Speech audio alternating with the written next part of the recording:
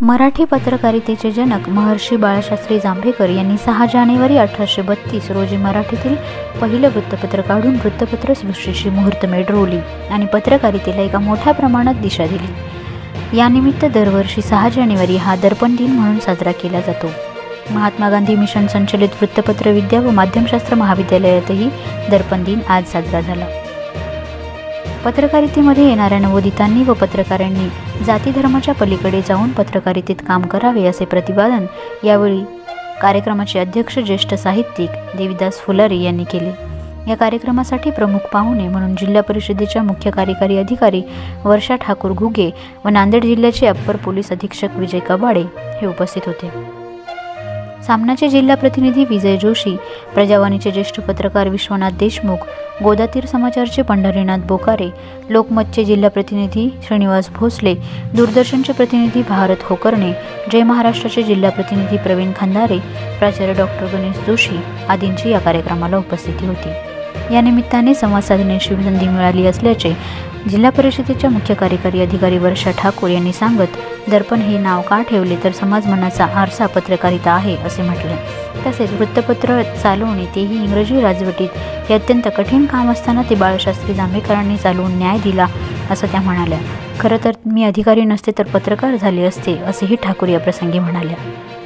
वृत्तपत्राचे स्थान माझ्या आयुष्यात खूप मोठे आहे। अधिकारी होत असताना वृत्तपत्राची मदत ही महत्त्वाची ठरली व पत्रकारितेकडे बघण्याचा दृष्टिकोन सकारात्मक राहिला।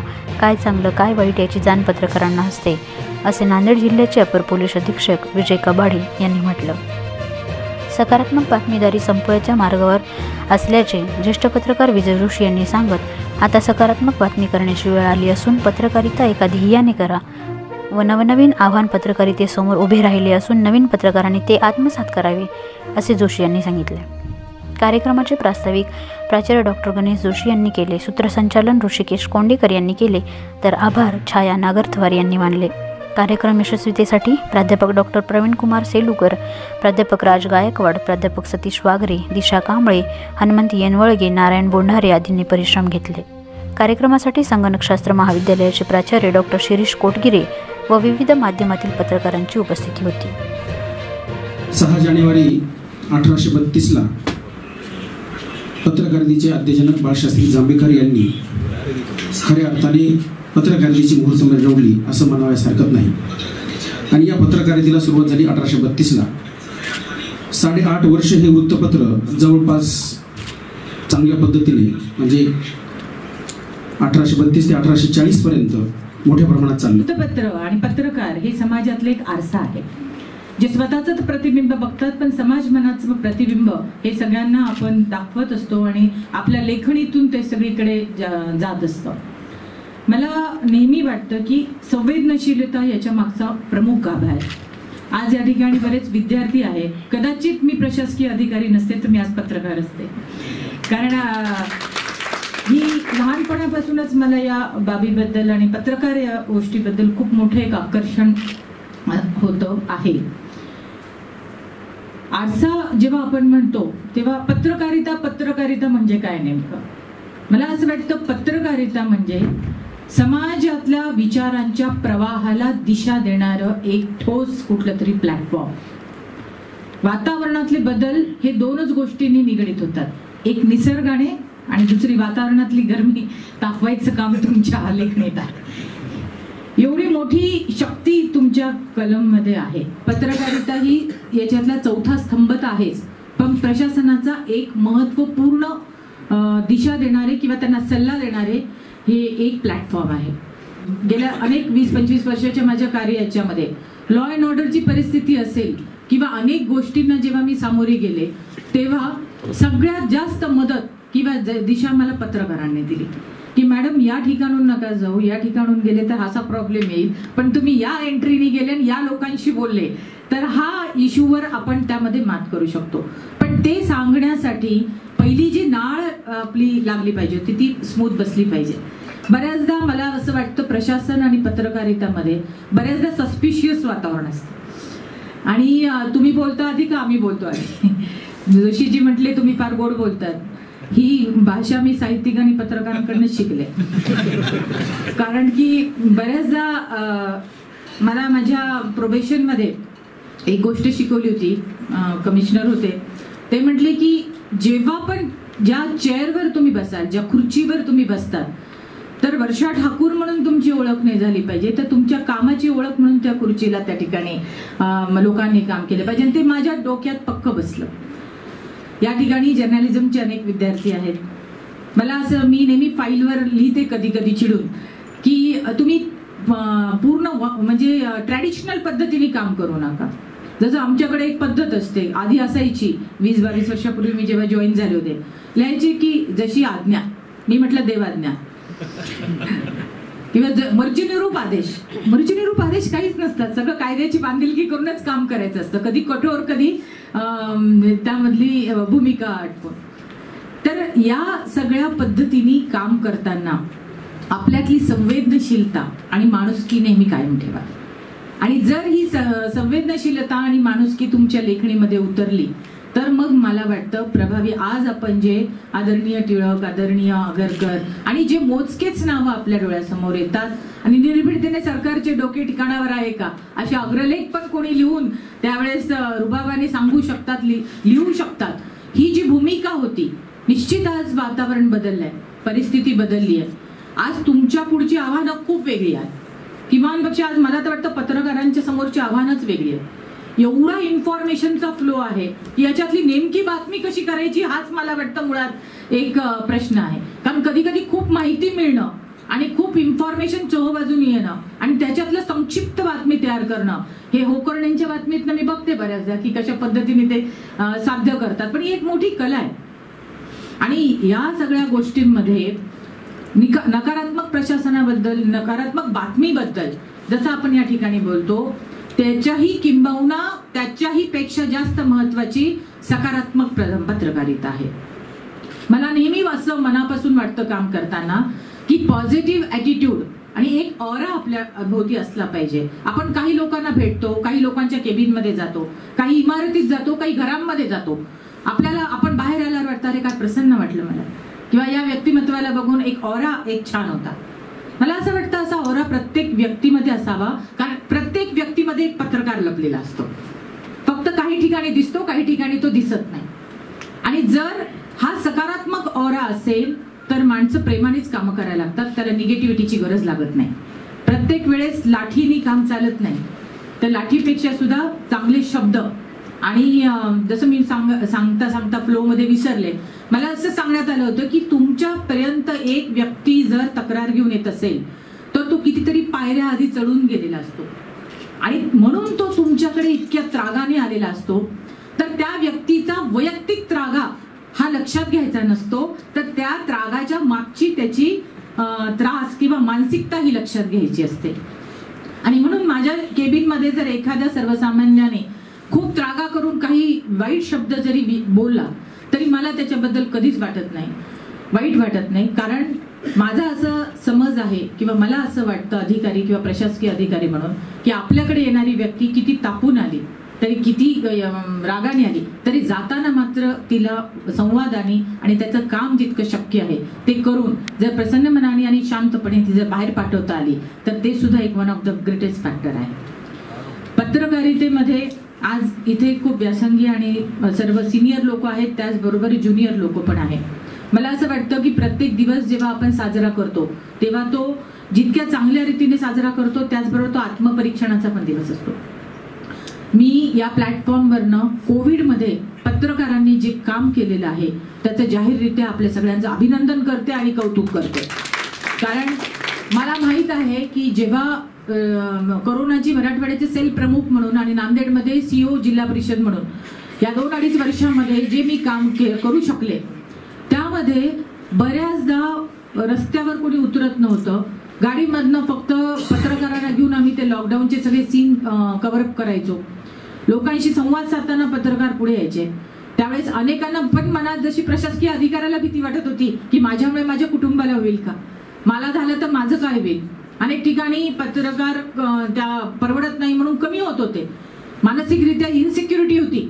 आणि या सगळ्या प्राप्त परिस्थितीमध्ये कुटुंबाचं टेन्शन, एका ठिकाणी इकॉनॉमिक टेन्शन, एका ठिकाणी बातम्या कव्हरेजचं टेन्शन, स्पर्धा आली आता पहिल्यासारखी जीवघेणी स्पर्धा आहे, या जीवघेणी स्पर्धामध्ये जाऊन बातमी कव्हरेज करायची, ह्या सगळ्या ह्याच्यामध्ये पुढे जाऊन कोविड वॉर्डमध्ये पत्रकार बऱ्याचदा आमच्या सोबत आले.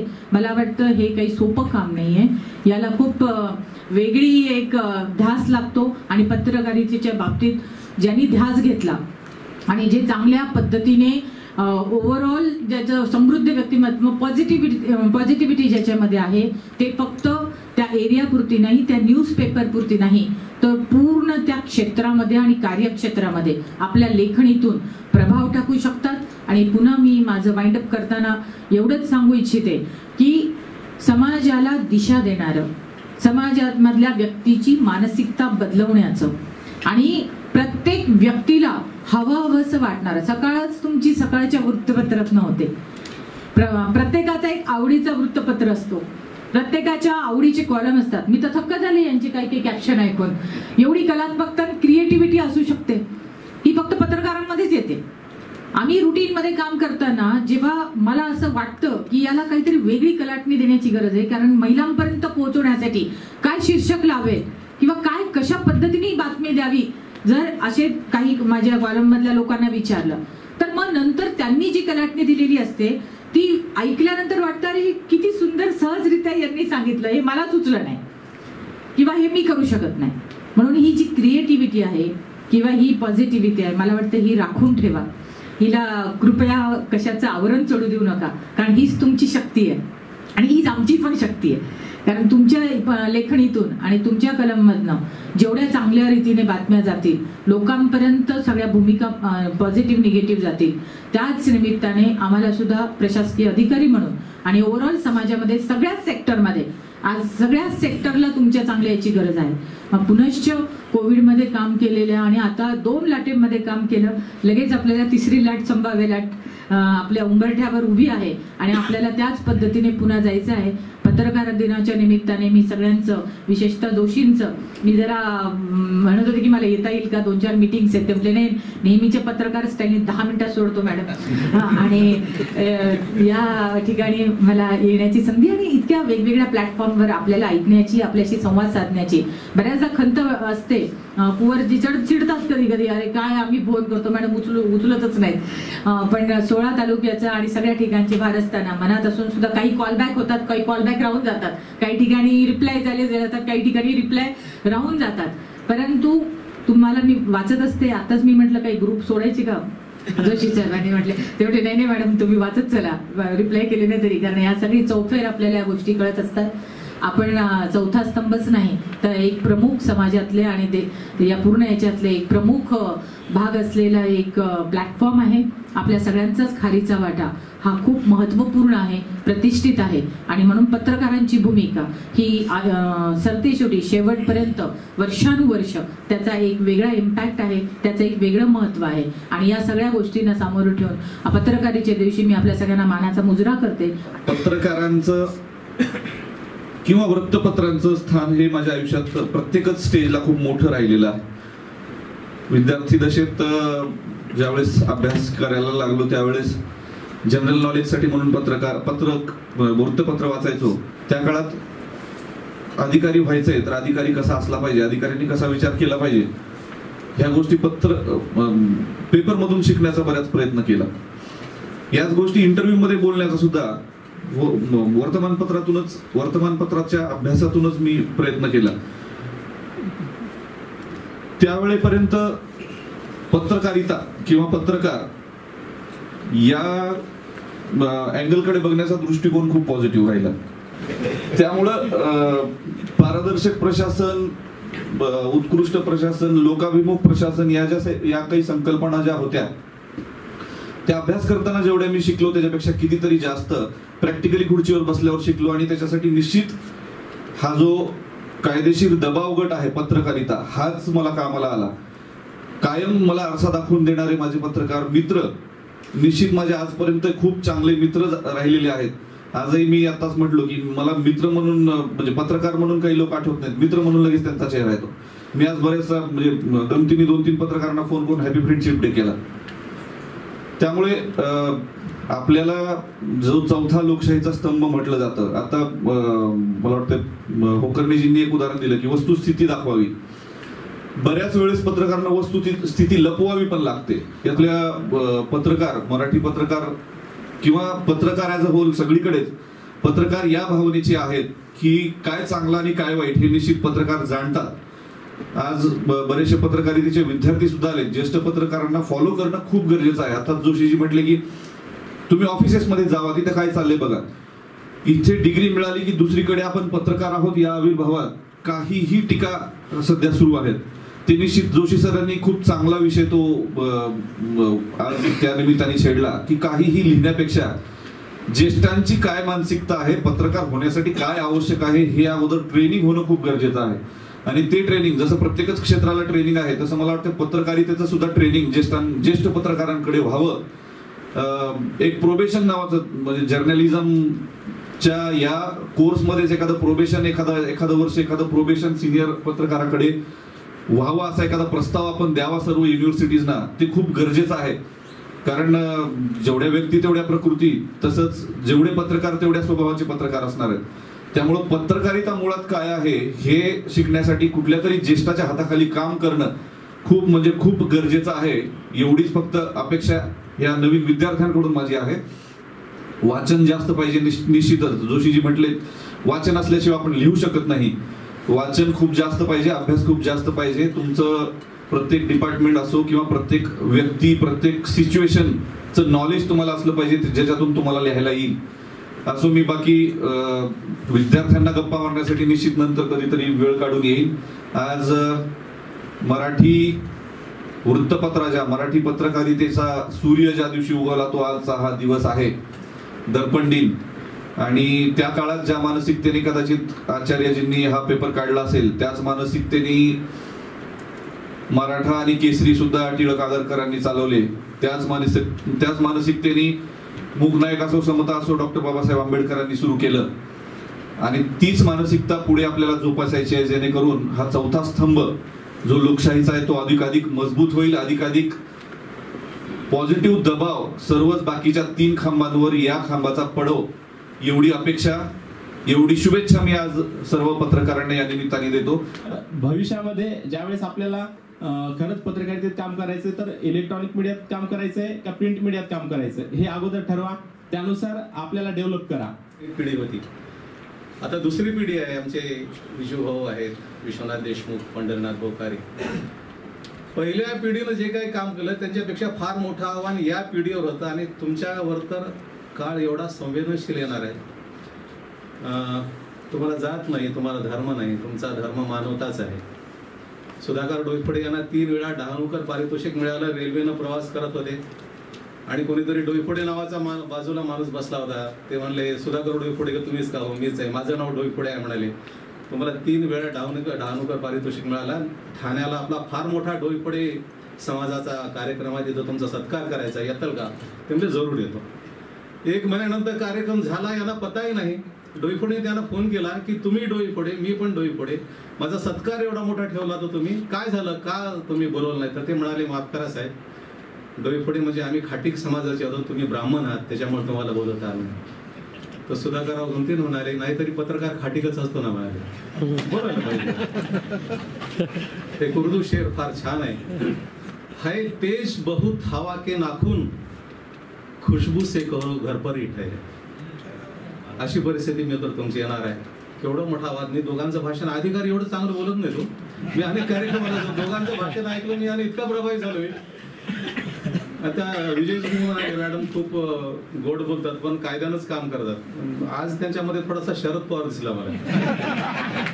म्हणजे बाळासाहेब ठाकरे आणि शरद पवार यांचे एवढे वाद झाले.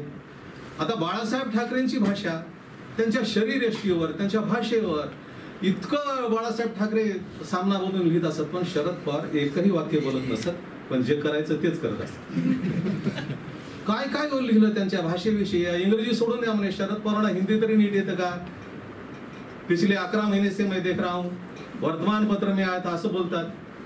आणि जेव्हा सुप्रिया सुळेला शरद पवारांनी उभं केलं आणि बाळासाहेब ठाकरेंना फोन केला की सुप्रिया सुळे हिला मी उभं करतोय, तुम्ही ज्येष्ठ आहात, माझे मित्र आहात, तिला आशीर्वाद असू द्या.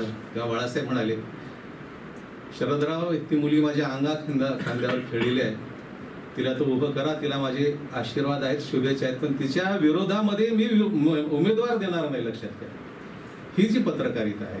कबाडे सर बोलत होते, पोलीस अधिकाऱ्यांना काही फार अवघड नाही एखाद्यावर गुन्हा दाखल करणं, पण ज्या पद्धतीनं प्रशासन आणि याचा सेतू तुम्ही उभा करताय फार. आणि अशी जी मोठी माणसं आहेत ना, सुधाकर डोईफोडेचा मृत्यू होण्यापूर्वी मी आणि सुनील नेरळकर यांची मोठी मुलाखत घेतली होती. त्यांचं एक वाक्य मला फार नेहमी आठवतं, तुम्ही उद्याचे पत्रकार आहात म्हणून तुम्हाला सांगतो. तर मी त्यांना पत्रकारितेकडे का वळलात म्हणल्यावर सुधाकरराव डोईफोडे म्हणाले, घरामध्ये सावकारी होती आणि सावकारीच्या माध्यमातून घरात जो पैसा आलाय तो वाम मार्गाने आलेला होता, तो काळा पैसा होता, मला हे करायचं नव्हतं म्हणून पत्रकारिते हे त्याला सांगायला हिंमत लागते. अतिशय परखड हो. एक मी सहज विचारलं त्यांच्या स्वभावाविषयी, तर ते म्हणाले, स्वभाव थोडासा आहे म्हणाले, कोणी मला चिमटा घेतलं तर मी त्याला लाथ मारतो, एवढाच फरक आहे. आणि इतकं घाबरायचे लोक, विचारवंत घाबरायचे सुधाकररावकडे जायला. पण मी त्यांची चेष्टेनं बऱ्याच वेळा मजा करायचं, काय तुम्ही हे तुमचं हस्ताक्षर आप लिखे खुदा पडे असं म्हटल्यावर ते हसायचे. एक दिवस चंद्रपूरला जायला निघालो, आटोपतो मी 5 मिनिटांमध्ये. चंद्रपूरला जायला निघालो, मला ते घरून यायला एक 10 मिनिटं उशीर झाला. सुधाकरराव गाडी घेऊन रस्त्यावर उभा राहिले. मला खूप अपराधीपणाची भावना आली. आता मला सुधाकरराव खूप झापणार त्यांच्या स्वभावाप्रमाणे. जाऊन गाडीत बसलो शांतपणे. आता सुधाकरराव जे काही बोलते ते शिवाय आपण ऐकून घ्याव्यात म्हणून मी शांत बसलो. सुधाकरांच्या लक्षात आलं की हा आता थोडा घाबरलेला आहे. सुधाकरराव म्हणाले, ते तुमच्या अंगामध्ये हा निळा नेहरू शर्ट दिसतो, कुठं घेतलाय म्हणाले. मग तर इथं प्रदर्शन भरलं होतं.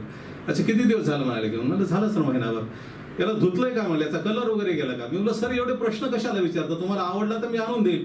आणून द्यायचा प्रश्न नाही म्हणाले. असाच एक माझा नेहरू शर्ट होता, तो चोरीला गेला. ही मोठी माणसं आज विश्वनाथ देशमुख प्रजावाणीमध्ये काम करतात. आणि एखाद्याचं आयुष्य जर उठवायचं असेल तर कृपा करून पत्रकाच्या नादी नका. आणि हा इतिहास आहे. आचार्य अत्रे यांनी महाराष्ट्र घडवण्यामध्ये एवढी मोठं काम केली, पण कन्नमवार सारख्या मुख्यमंत्र्याला त्यांनी जागा दाखवून दिली. यशवंतराव विषयी काय लिहिले अत्रे, फार अवघड प्रकरण आहे. सोनोपंत दांडेकर एकदा म्हणाले अत्रेंना की काय लागलं म्हणाले तुम्हाला. त्यांच्या एकंदर संध्याकाळच्या कार्यक्रमाविषयी फार चर्चा व्हायची. शेवाळकर सरांना आपण सगळ्यांनी ऐकले. तर ते म्हणाले, तुम्ही संध्याकाळी शब्दच वापरले त्यांनी सोनोपंत दांडेकरांनी, दारू पीत बसता म्हणाले तुम्ही. आम्ही महाराष्ट्रामध्ये सोनोपंत दांडेकर म्हणजे वारकरी संप्रदायाचा एवढा मोठा माणूस आहे की ज्ञानेश्वरी आणि गाथेवर बोलणं तेवढं सोपं नाही अत्रे म्हणाले. अत्रे पण पेटून उडले. ते म्हणले, वृत्तपत्र विद्या व माध्यमशास्त्र महाविद्यालयामध्ये आज पत्रकारितेचे आद्यजनक दर्पणकार बाळशास्त्री जांभेकर या ठिकाणी दर्पण दिन म्हणून आज आपण साजरा करण्याचा योग MGM महाविद्यालयाला आला. या कार्यक्रमासाठी जे साहित्यिक आणि आजच्या कार्यक्रमाचे अध्यक्ष आदरणीय देविदास फुलारी सर उपस्थित राहिले. सोबतच जिल्हा परिषद मुख्य कार्यकारी अधिकारी वर्षा ठाकूर, अप्पर पोलीस अधीक्षक विजय कबाडे सर, सर्व ज्येष्ठ पत्रकार मंडळी उपस्थित होती. खरं तर हा दर्पण दिनाचा कार्यक्रम म्हणजे पत्रकारांना एक प्रकारे काहीतरी पत्रकारितेची आठवण आणि पत्रकारिता काय असते हा विषय खऱ्या अर्थानं आपल्याला या ठिकाणी बघायचा होता.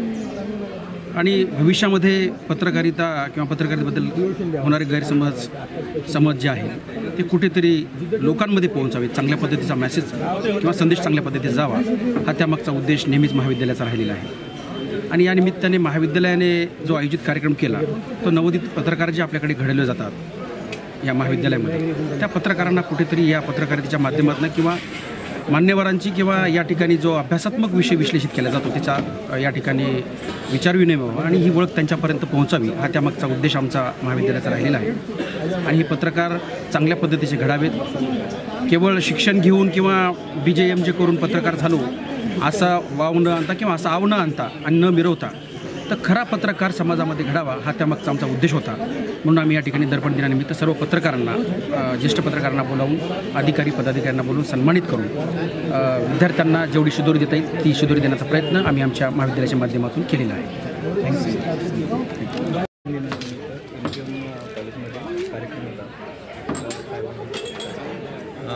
MGM पत्रकारिता महाविद्यालयाने आयोजित केलेल्या ह्या कार्यक्रमात मला येता आलं एक आनंदाची गोष्ट आहे. बाळशास्त्री जांभेकर यांची जयंती आणि पहिलं जे वर्तमानपत्र सुरू झालं त्याची तारीख एकच आहे. 6 जानेवारी 1812 साली बाळशास्त्री जांभेकरांचा जन्म झाला आणि बरोबर 20 वर्षानंतर त्याच दिवशी 6 जानेवारी 1932 रोजी बाळशास्त्री जांभेकरांनी दर्पण नावाचं वर्तमानपत्र सुरू केलं. 1832 साली. 1812चा जन्म त्यांचा, 1832 साली त्यांनी सुरू केलं आणि प्राचार्य प्रास्ताविकात सांगितलं की 8 वर्ष ते चाललं. 8 वर्षानंतर ते बंद पडलं. त्या वर्तमानपत्राचं वैशिष्ट्य असं होतं की दर्पणमध्ये मराठीचा भाग तेवढाच भाग भाषांतरित असायचा इंग्रजीमध्ये, एक स्वैर अनुवाद. त्याच्या पाठीमाग भूमिका अशी होती की इंग्रजांना कळलं पाहिजे की मराठी माणसामध्ये काय चाललेलं आहे. जो मायना असायचा, जो परिच्छेद असायचा, त्याचा स्वैर अनुवाद इंग्रजीमध्ये असायचा. आणि तिथून जो प्रवास सुरू झाला की जनजागृतीसाठी त्याची जी गरज होती त्या काळामध्ये ती गरज भागवली आणि एक महत्त्वाचा फायदा त्याचा झाला. तिथून जी परंपरा सुरू झाली, मग त्यानंतर परांजपे आले, त्यानंतर टिळक आले, त्यानंतर आगरकर आले, त्यानंतर बाबासाहेब आले, तिथून मग गोविंद तळवळकर आले, अनंत भालेराव, सुधाकरराव डोईफोडेपर्यंतचा जो प्रवास आहे की बांधिलकी म्हणून जी पत्रकारिता सुरू झाली ही सगळी पुण्याई दर्पणची आहे. आणि तिथून जो प्रवास सुरू झाला, मी अभिनंदन करतो प्राचार्य गणेश जोशी यांचं. ते आज जे पत्रकारांना दिशा देण्याचं काम, उद्याचा काळ फार आव्हानात्मक आहे. उद्याचा आणि पत्रकारांना कसा व्यासंग हवा, त्यांची सत्सक विवेकबुद्धी कशी जागृत असावी आणि धर्मातीत, जातीतीत, पक्षातीत कसं असावं, विचारांची दिशा असावी याचं शिक्षण इथं दिलं जातं. तेव्हा दर्पणच्या निमित्तानं इथं येता आलं आणि मला बोलता आलं याचा मला करते.